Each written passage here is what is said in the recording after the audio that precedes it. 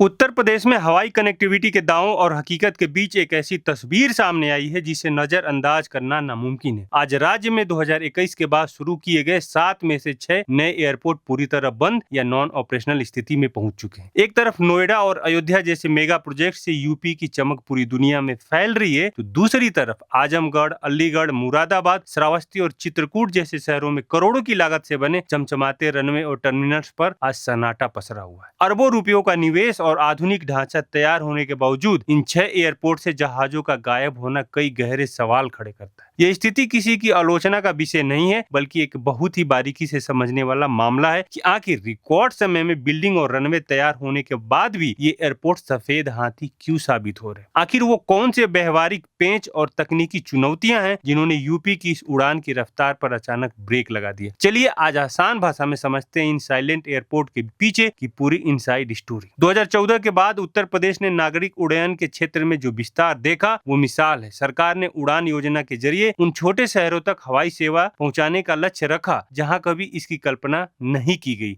हालांकि हालिया डेटा के मुताबिक 2021 के बाद शुरू हुए 7 में से 6 एयरपोर्ट्स का निष्क्रिय होना एक स्ट्रक्चरल गैप की ओर इशारा करता है। बुनियादी ढांचा तैयार करना एक अलग प्रक्रिया है, लेकिन उसे निरंतर चलाने के लिए जिसे पैसेंजर लोड और एयरलाइंस की प्रतिबद्धता की जरूरत होती है, उसे पटरी पर लाने में उम्मीद से अधिक समय लग रहा है। श्रावस्ती एयरपोर्ट भगवान बुद्ध की तपोस्थली होने के बावजूद यहाँ नियमित यात्री न मिलने से करोड़ों का टर्मिनल आज वीरान पड़ा है। दूसरा, मुरादाबाद एयरपोर्ट एक्सप्रेसवे की नजदीकी के कारण लोग हवाई सफर के बजाय कार चुन रहे हैं, जिससे विमानों को लोड नहीं मिल पा रहा है। तीसरा, अलीगढ़ एयरपोर्ट, यहाँ से उड़ानें शुरू तो हुई, लेकिन एयरलाइंस की कमी और कम यात्रियों के कारण अब संचालन पूरी तरह ठप है। चौथा, आजमगढ़ एयरपोर्ट, भव्य उद्घाटन के बाद भी एयरलाइंस की अरुचि और तकनीकी शेड्यूलिंग की वजह से यहाँ के रनवे पर अब धूल जमी हुई है। पांचवा, चित्रकूट एयरपोर्ट, पर्यटन की संभावनाओं के बावजूद विमानन कंपनियों का भरोसा न जीत पाने की वजह से यहाँ की उड़ानें फिलहाल बंद है। छठा, अमलेहड़ा सहारनपुर, इंफ्रास्ट्रक्चर तैयार होने और उड़ानों के संचालन के बीच सही तालमेल न बैठ पाने के कारण ये टर्मिनल भी आज शांत है। इस पूरी स्थिति का एक व्यवहारिक पहलू यूपी का शानदार एक्सप्रेसवे नेटवर्क है।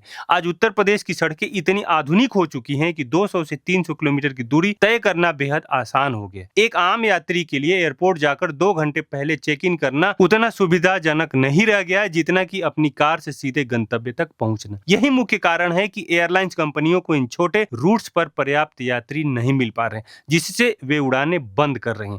तकनीकी रूप से देखें तो इन छोटे एयरपोर्ट के रनवे बड़े कमर्शियल जहाजों के लिए उपयुक्त नहीं होते। भारत में उन छोटे विमानों जैसे 19 सीटर की भारी कमी है जो इन रूट्स पर किफायती तरीके से उड़ सके। इसके अलावा सर्दियों में कोहरे के दौरान एडवांस लैंडिंग सिस्टम की कमी उड़ानों को अनिश्चित बना देती है, जिससे एयरलाइंस अपना आर्थिक जोखिम कम करने के लिए ऑपरेशन बंद कर देती है। अब सरकार को इन एयरपोर्ट्स को सफल बनाने के लिए इन्हें इंडस्ट्रियल और टूरिज्म सर्किट से जोड़कर यात्रियों की डिमांड पैदा करनी होगी। साथ ही एयरलाइंस को टैक्स में विशेष छूट और एयरपोर्ट्स पर नाइट लैंडिंग जैसी तकनीक सुविधाएं जल्द मुहैया करानी होगी, ताकि मौसम की बाधा खत्म हो और करोड़ों का यह निवेश जनता के काम आ सके। आपका इस पर क्या कहना है कमेंट सेक्शन में जरूर बताइएगा। जय हिंद, जय भारत।